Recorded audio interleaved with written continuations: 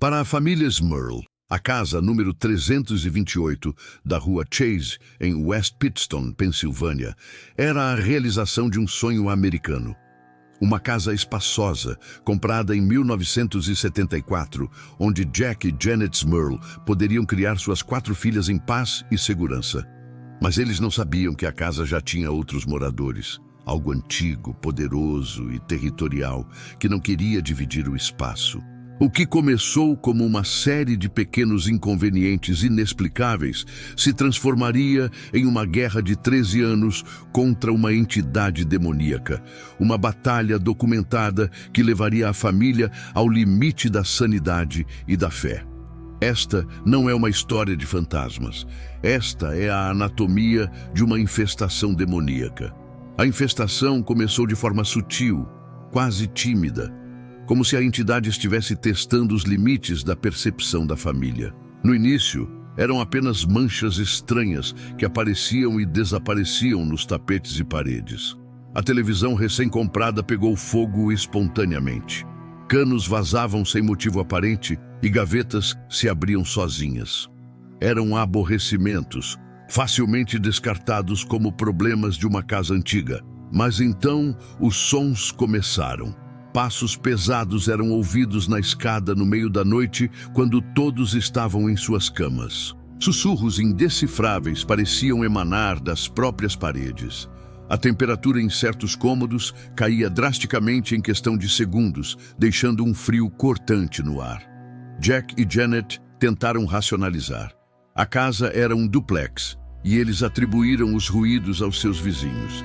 Mas quando seus vizinhos se mudaram e a casa ao lado ficou vazia, os sons não apenas continuaram, como se intensificaram. A fase do poltergeist barulhento estava em pleno andamento, uma campanha de assédio psicológico projetada para minar lentamente a paz da família.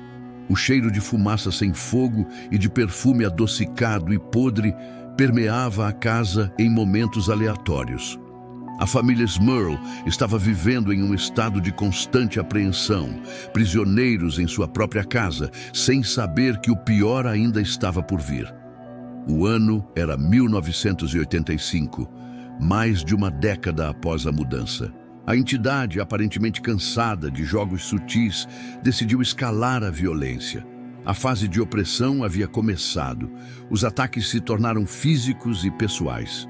Uma noite, Janet Smurl sentiu uma mão invisível empurrá-la para fora da cama.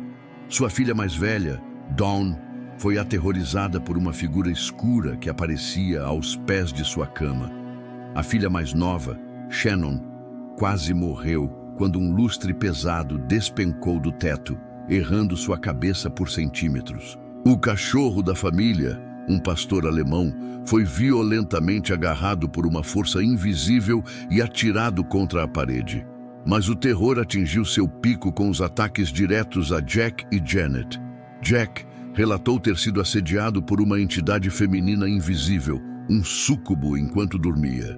Janet, por sua vez, descreveu ter sido levitada e violentamente agredida por uma figura masculina monstruosa, um íncube. Arranhões dolorosos apareciam nos corpos de ambos sem nenhuma causa aparente. A casa havia se tornado uma zona de guerra. A família, aterrorizada e exausta, finalmente decidiu que não poderia mais lutar sozinha. Eles precisavam de ajuda, não de um encanador ou de um eletricista, mas de alguém que entendesse a natureza do mal que haviam convidado para suas vidas. Foi quando eles entraram em contato com os mais famosos e controversos investigadores paranormais do mundo, Ed e Lorraine Warren. A chegada de Ed e Lorraine Warren em 1986 marcou um ponto de virada no caso. Com décadas de experiência em assombrações demoníacas, incluindo os infames casos de Amityville e Annabelle, os Warrens não tinham dúvidas sobre o que estava acontecendo na rua Chase.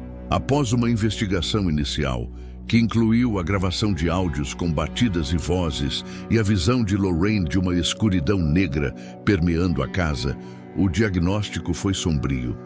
A casa não estava assombrada por um, mas por 4 espíritos. 3 Eram entidades menores e confusas. Uma mulher idosa, um homem que parecia ter sofrido uma morte violenta e uma jovem. Mas a quarta entidade era a fonte do verdadeiro terror. Era um demônio poderoso, antigo e extremamente inteligente.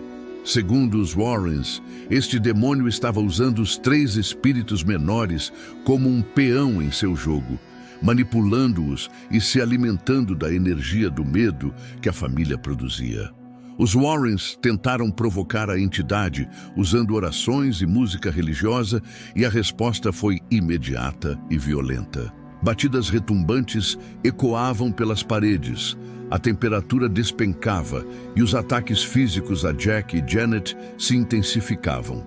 Os Warrens concluíram que a família precisava de um exorcismo, não apenas da casa, mas um exorcismo pessoal para protegê-los. Eles contataram a Diocese de Scranton, mas a Igreja Católica, cautelosa, inicialmente relutou. Somente após uma longa investigação própria, a Diocese autorizou um padre a realizar o ritual. O clímax desta guerra espiritual deveria ter sido o exorcismo. Mas na casa da família Smurl, o ritual sagrado pareceu apenas jogar gasolina no fogo. O primeiro exorcismo foi realizado em 1986. O padre relatou sentir uma presença maligna e testemunhar fenômenos inexplicáveis durante o ritual.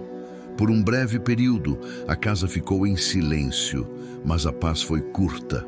O demônio retornou e com uma fúria ainda maior. Os ataques se tornaram mais brutais, mais pessoais. Um segundo exorcismo foi realizado, com o mesmo resultado temporário.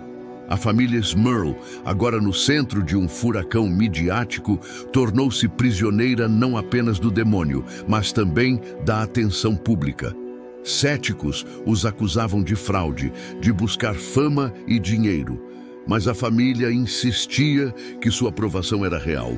Desesperados, os Warrens trouxeram um exorcista mais experiente, o padre Malachi Martin, embora ele negasse envolvimento oficial, que realizou um terceiro e, segundo relatos, mais poderoso exorcismo.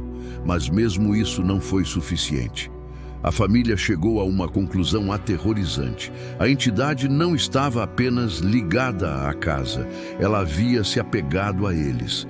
Em 1987, exaustos e derrotados, os Smurl fugiram. Eles abandonaram a casa dos seus sonhos, o palco de seu pesadelo de 13 anos. Mas mesmo após a mudança, eles relataram que o demônio os seguiu por um tempo, com fenômenos mais fracos, até que finalmente pareceu desistir. A questão que permanece é: a entidade foi derrotada ou ela simplesmente retornou para a casa da Rua Chase, onde agora aguarda, em silêncio, pelos próximos moradores? O caso da família Smurl é um dos mais documentados e debatidos da história do paranormal. Ele nos força a confrontar a possibilidade de que o mal não é apenas um conceito abstrato, mas uma força ativa e consciente que pode invadir nossas vidas. O que você acredita que aconteceu na casa da Rua Chase? Foi um caso de histeria em massa, um fenômeno psicológico, ou a família Smurl realmente travou uma batalha contra um demônio? Deixe sua teoria nos comentários, junte-se à nossa comunidade de investigadores e inscreva-se para não perder nenhum dos nossos documentários sobre os casos de assombração mais aterrorizantes já registrados.